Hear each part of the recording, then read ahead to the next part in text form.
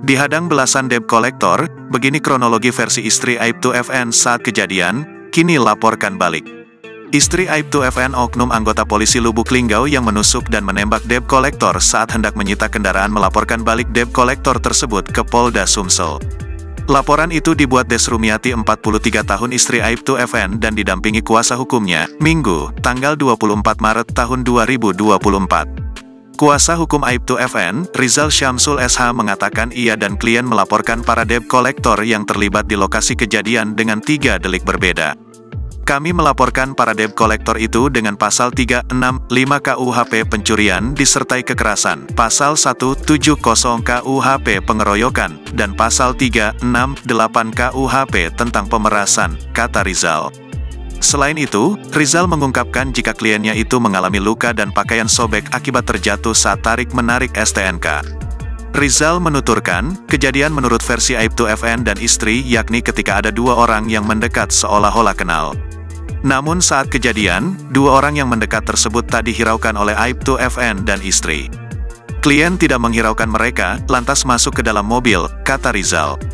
Saat masuk ke dalam mobil dan hendak keluar dari area parkir, 2 mobil yang dikendarai para debt kolektor menghadang mobil Aibtu FN.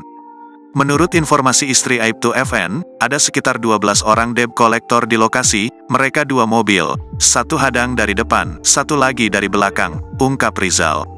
Kemudian salah satu debt kolektor mendekati Aibtu FN sambil menanyakan STNK. Sempat bersitegang di antara keduanya sampai akhirnya terjadi penganiayaan tersebut. Karena bukan wewenang mereka menanyakan STNK, maka klien kami tidak mau menunjukkan sampai debt kolektor merampas kunci mobil dan mengalami luka di tangan karena ada tarik-menarik kunci, sambung Rizal.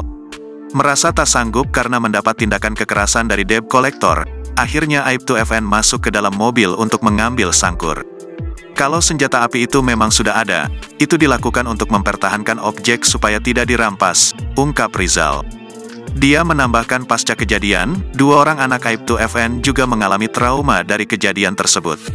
Di sisi lain, Polda Sumsel mengimbau Aibtu FN yang menembak dan menusuk debt kolektor di Palembang untuk segera menyerahkan diri. Aibtu FN oknum polisi yang bertugas di Lubuk Linggau saat ini belum diketahui keberadaannya setelah melakukan penganiayaan berat dengan menusuk 2 orang debt kolektor di area parkir di Jalan POM 9 Palembang.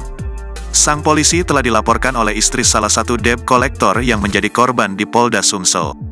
Kabid Humas Polda Sumsel, Kombes Pol Sunarto mengatakan sampai saat ini handphone Aibtu FN masih nonaktif. Ia mengimbau Aibtu FN sebaiknya menyerahkan diri beserta barang bukti senjata api dan senjata tajam yang dipergunakan saat kejadian. Terpisah, kuasa hukum Aibtu FN, Rizal Syamsul SH mengatakan saat ini kliennya sedang dalam masa menenangkan diri. Download Tribun X sekarang, menghadirkan lokal menjadi Indonesia.